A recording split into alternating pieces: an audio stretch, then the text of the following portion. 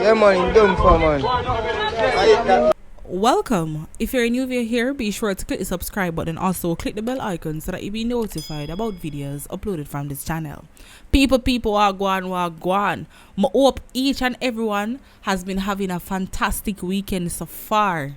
But you know, so from me forward, I come with the latest update. So make we get right into it. A team of officers assigned to the St. James Police Division seized one pistol with a magazine containing 445 rounds of ammunition and arrested 4 people, including a woman during an operation on Mall Road in St. James on Thursday, March 31st. Reports are that about 8 p.m., lawmen were in the area when they saw a group of men standing in a yard. On the approach of the police team, one of the men looked in their direction and then ran into a house in the back of the yard. He was accosted by the lawmen. A search of the premises was conducted and an illegal firearm and ammunition was found in their possession. All 4 people were taken into custody, however, their identities are being withheld pending further investigations. 22-year-old Courtney Annie Ford of Morant's housing scheme in Clarendon has been charged with murder of his teenage nephew.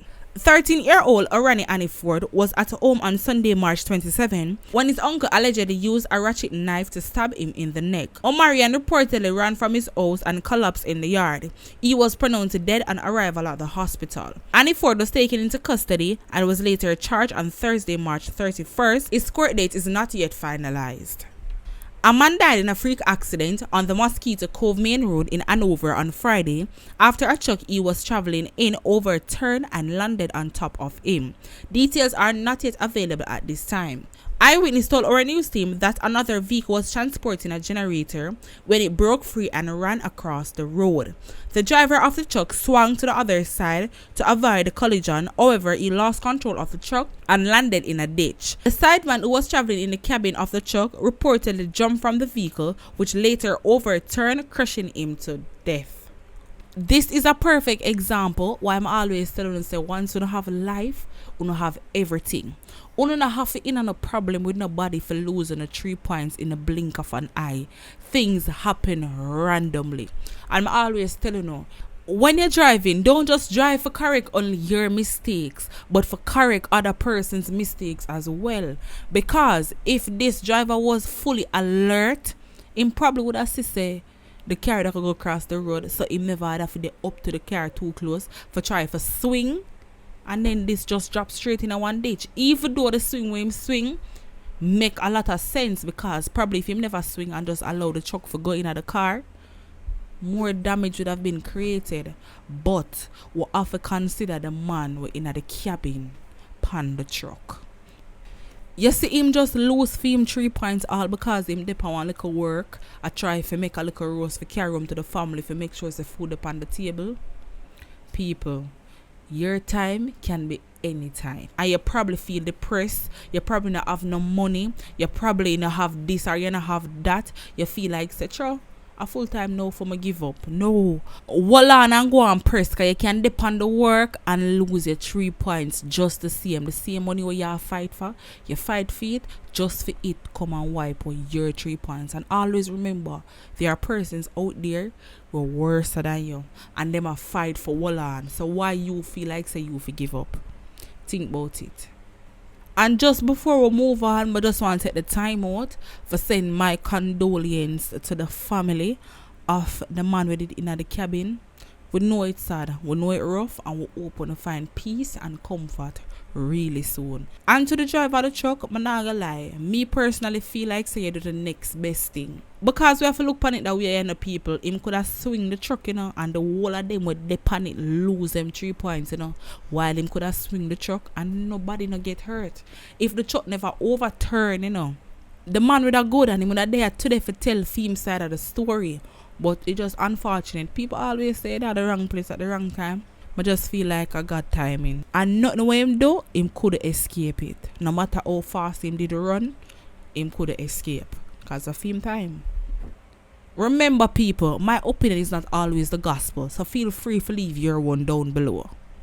The Wstmoreland police are probing last night's shooting death of 2 men at a bar in Big Bridge, Wstmoreland. Jamaria Fenton, 24 years old, and Henry Thompson, 35 years old, both of Big Bridge in the parish, were shot dead shortly after 9:15 p.m. The men were among patrons at a bar when two men rode up on a motorcycle and opened gunfire, hitting them multiple times before speeding away. Thompson and Fenton were rushed to the hospital where they were pronounced dead. This is the third double murder in Wstmoreland since the start of the year. So people, the reason for that attack is currently unclear at this time, but it is stated that the two deceased are cousins. 17-year-old Central High School student Jason White has been identified among two people whose decomposing body were found in 7 Heights, Maypen, Clarendon yesterday. White is also known as MJ. The other victim is 19-year-old Lyndon Brown, otherwise called Tickle. About 2:35 p.m. on Friday, residents stumbled upon the decomposing bodies in bushes and informed the police. One of the bodies have a red kerchief around the neck and was clamped in a black marina, orange and black shorts, and a pair of brown Clarks. The second body was clamped in a blue and white t-shirt, blue sleeveless jacket, jeans, and a pair of green sneakers. A man who was shot and injured in a gun attack on Morgan's Lane, Grand Spence, St. Andrew on Friday afternoon succumbed to his injuries while being treated at the hospital. He is the third person to die from the incident, which took place about 6 p.m. with the alleged D0n for the community. Bomber Miller and his brother known as Joe being the other victims. Miller and Joe died on the scene with their bodies remaining on the ground for hours before they were eventually moved. According to reports, a car drove up in the area from which men alighted and opened gunfire on the group of men that included the alleged community D0n. The attackers returned to the car, which then speed away from the community.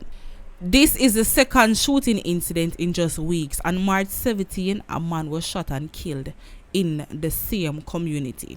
So my question to you guys, wanna feel like this was a reprisal or what? It was stated that Bomber was the D0n for the community based on police information. You don't know, so the people them not gonna come out and own it. But either way, people may know want to think down below in the comment section. I phone the time now. I would love to hear what are your thoughts on all these stories down below in the comment section, as I said earlier. Thank you guys for watching. Get you guys next time. I'm out, and stay blessed and stay safe.